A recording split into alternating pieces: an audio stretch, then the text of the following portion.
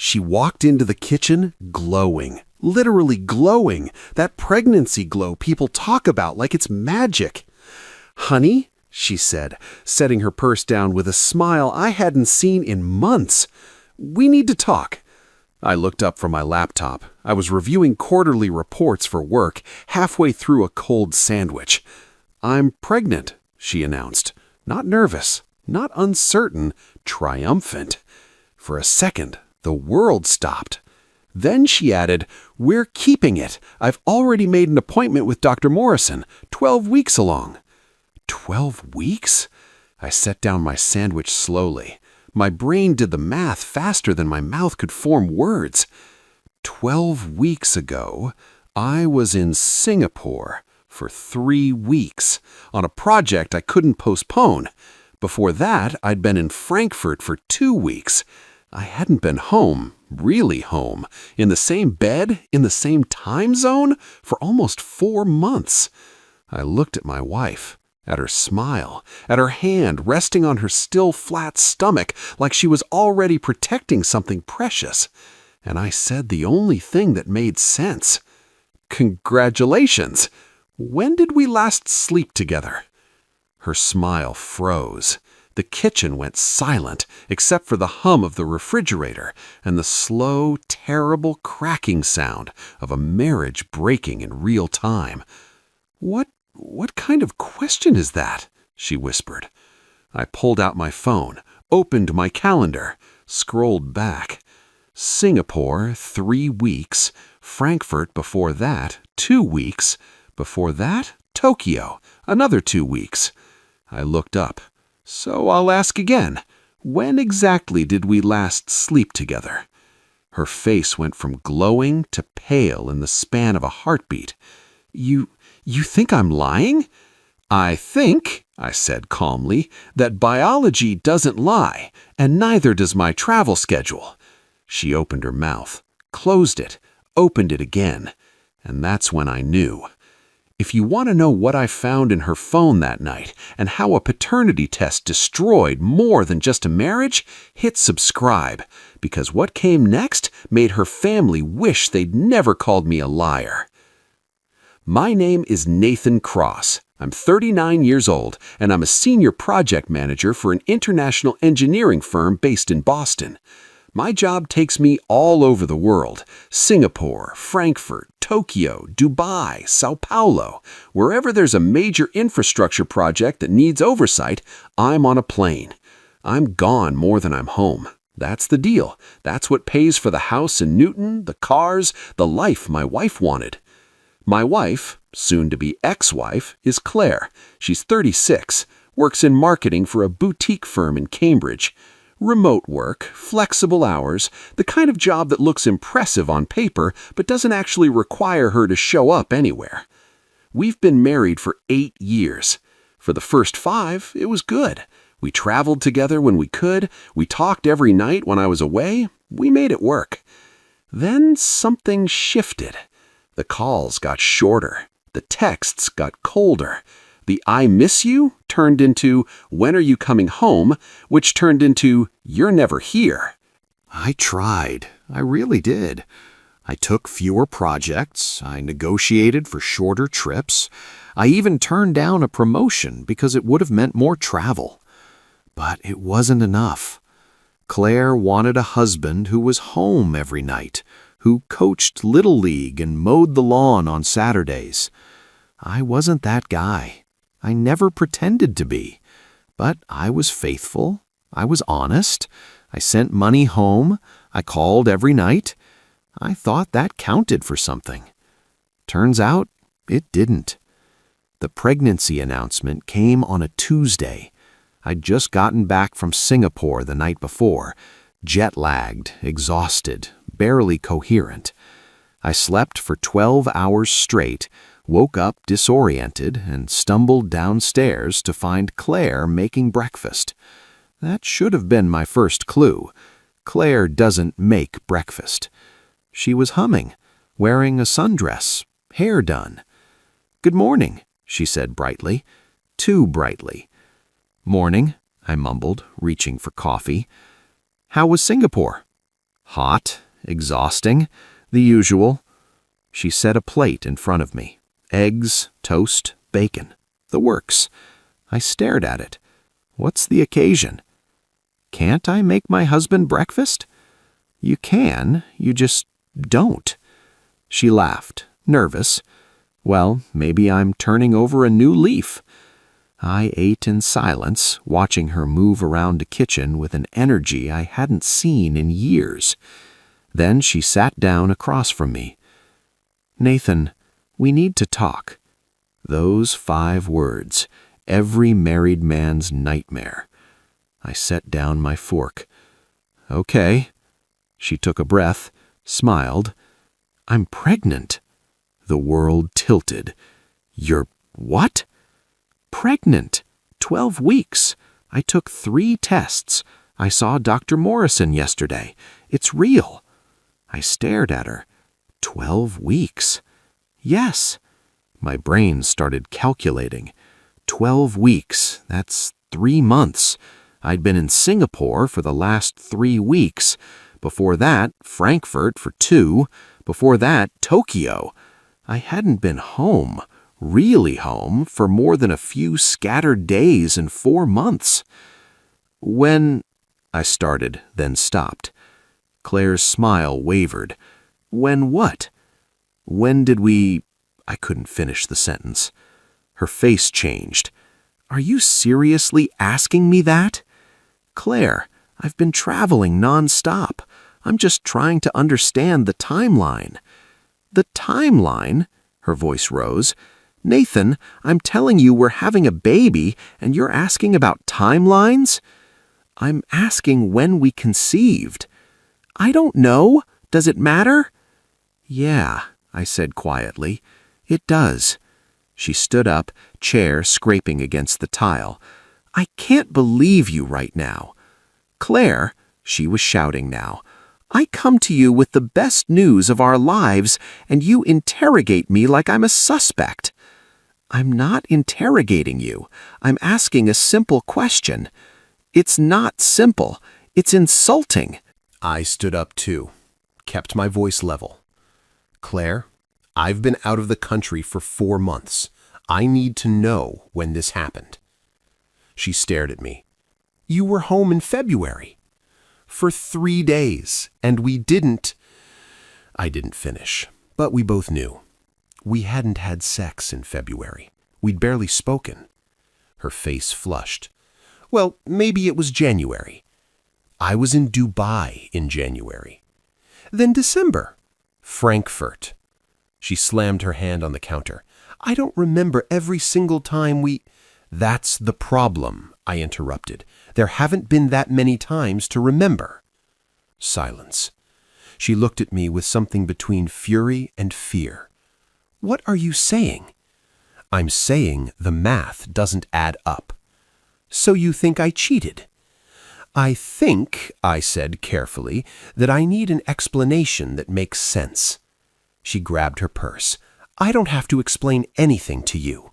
Actually, you do. No, I don't. She headed for the door. I'm pregnant, you're the father, end of story. Claire, the door slammed. I stood in the kitchen, staring at the half-eaten breakfast, and felt the ground shift under my feet. I didn't chase her. I didn't call. Instead, I did what I do best. I gathered data. I opened my laptop and pulled up my calendar. Every trip, every flight, every hotel check-in for the last 6 months. Then I cross-referenced it with our credit card statements, joint account, every purchase, every transaction. If Claire was 12 weeks pregnant, conception would have been around mid-January. I was in Dubai from January 8th to January 24th. I checked our home security system. We have cameras on the front door, back door, and driveway. Motion activated. I scrolled through January. January 10th, 8:47 p.m. A car pulls into our driveway. Not Claire's. A black Audi. A man gets out. Tall, dark hair, well-dressed. Claire opens the door. She's smiling. They hug. Not a friendly hug. A long hug. They go inside. The camera doesn't show what happens inside, but it shows when he leaves. January 11th, 6:23 a.m. He stayed the night. I sat back staring at the screen. My hands were shaking, not from anger, from clarity. I scrolled forward. January 15th, same car, same man, same overnight stay. January 19th, again. January 22nd, again. 4 times in 2 weeks. While I was in Dubai, working 16-hour days, sleeping in a hotel room that smelled like recycled air and loneliness, my wife was hosting someone else in our bed. I took screenshots, saved them to a secure folder, backed them up to the cloud. Then I called my lawyer. His name is Richard Moss. I used him for contract reviews before. He was sharp, no nonsense, and expensive. "Nathan," he answered, "what can I do for you?" "I need a divorce attorney." Pause. "I see. What's the situation?" I told him. The pregnancy, the timeline, the security footage. He listened without interrupting. When I finished, he said, "Do you want a paternity test?" "Yes." "She'll fight it." "I know. It's going to get ugly." "It already is." He sighed. "All right, let me draw up a separation agreement. In the meantime, don't leave the house, don't move out. That can hurt you in court." "What about her?" "Let her leave if she wants, but you stay put. Understood?" "Understood." "And Nathan, don't confront her with the footage yet. Let her think you're just suspicious. The more rope she has, the more she'll hang herself." I hung up and sat in the silence of my own home, surrounded by evidence of a life I thought I was building. Turns out, I was the only one building. She was busy tearing it down. Claire came home that night around 10 p.m. I was in the living room, reading, or pretending to. She walked in, saw me, and stopped. "We need to talk," she said. "Okay?" She sat down on the opposite end of the couch, as far from me as possible. "I'm sorry I got upset earlier," she started. "This is a lot for both of us." I nodded, said nothing.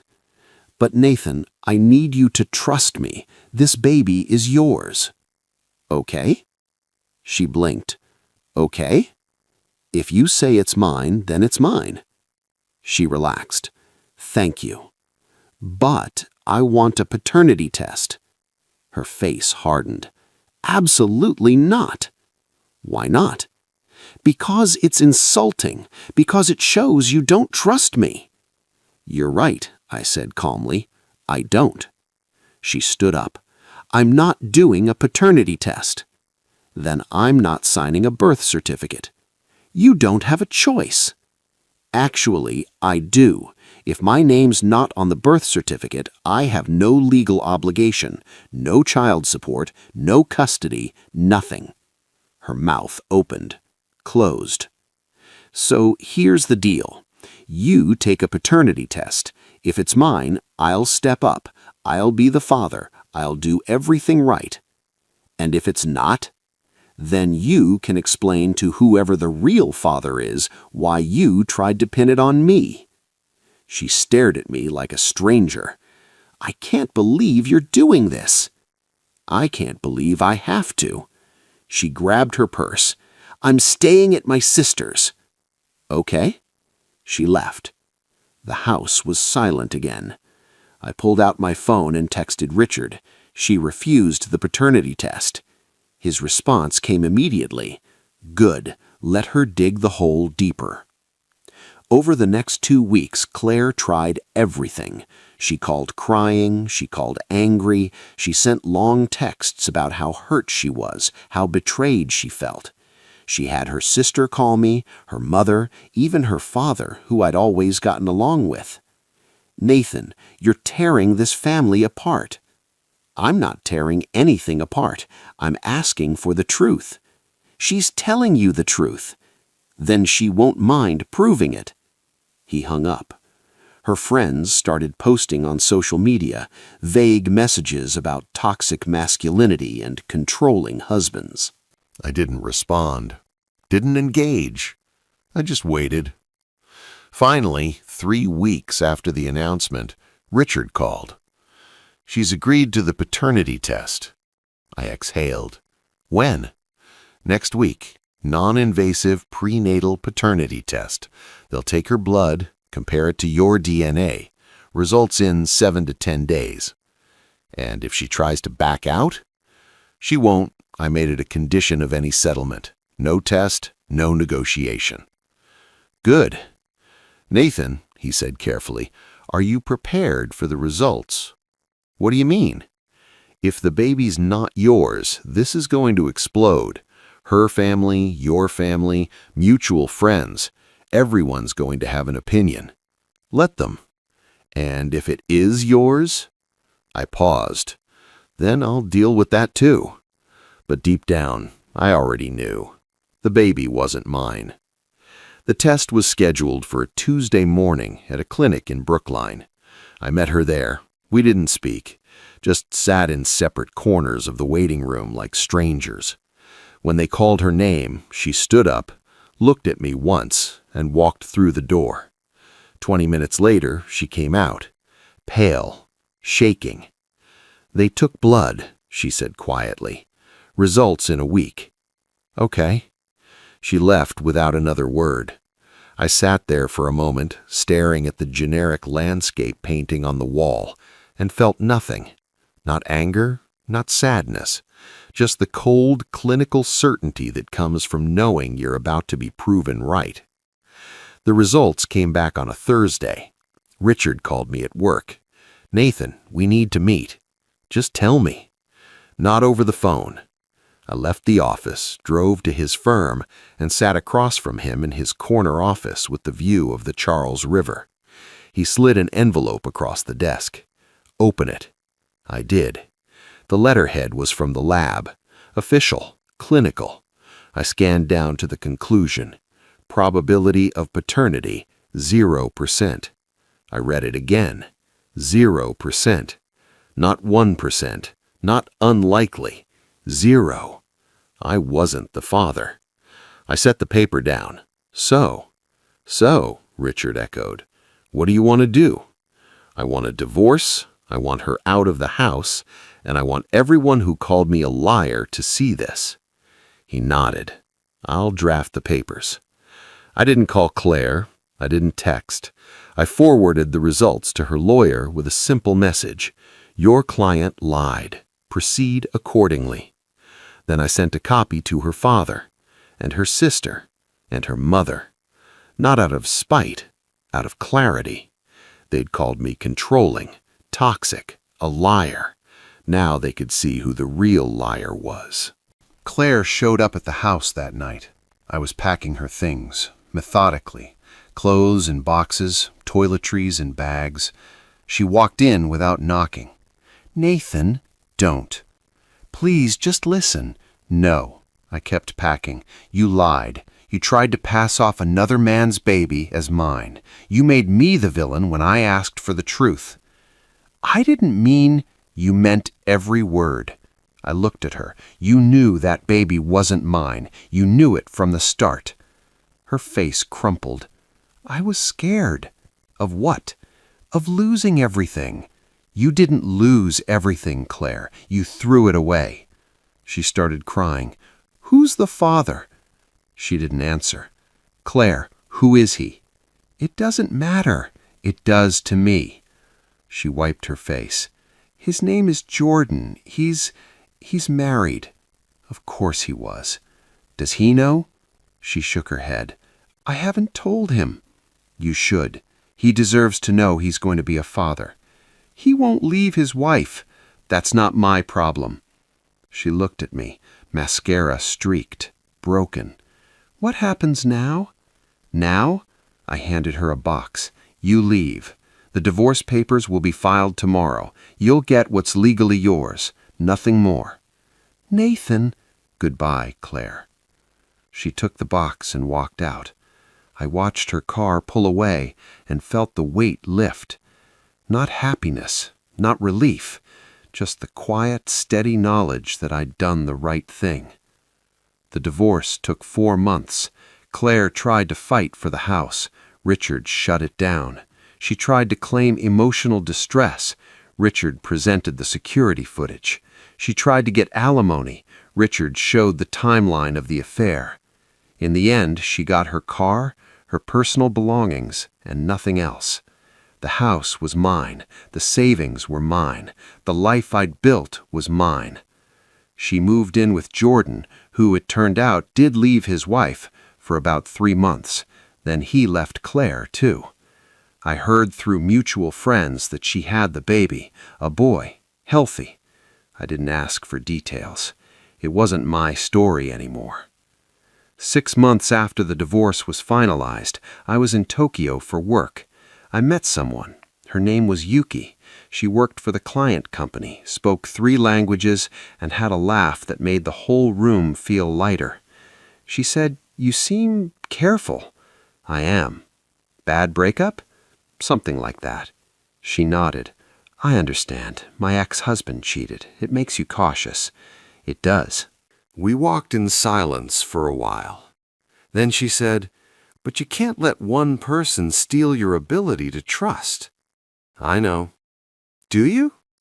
I thought about it, about Claire, about the lies, about the paternity test that confirmed what I already knew. "I'm working on it," I said. She smiled. "Good. That's all anyone can do." A year later, Yuki and I were still together. Long distance, but real, honest. She never asked me for anything except the truth, and I gave it to her, every time, because I learned something from Claire. Love without honesty isn't love, it's performance, and I was done performing. I still travel for work, Singapore, Frankfurt, Tokyo, but now, when I come home, there's someone waiting who actually wants me there, not for what I provide, for who I am. Claire tried to trap me with a lie. Instead, she set me free. If this story hit home, comment, "I'm free." If you've ever been lied to, if you've ever had someone try to rewrite your reality, if you've ever stood up for the truth when everyone else called you crazy, this one's for you. Hit subscribe for more stories about the quiet power of knowing your worth. Because the best revenge isn't proving them wrong, it's walking away and building something real.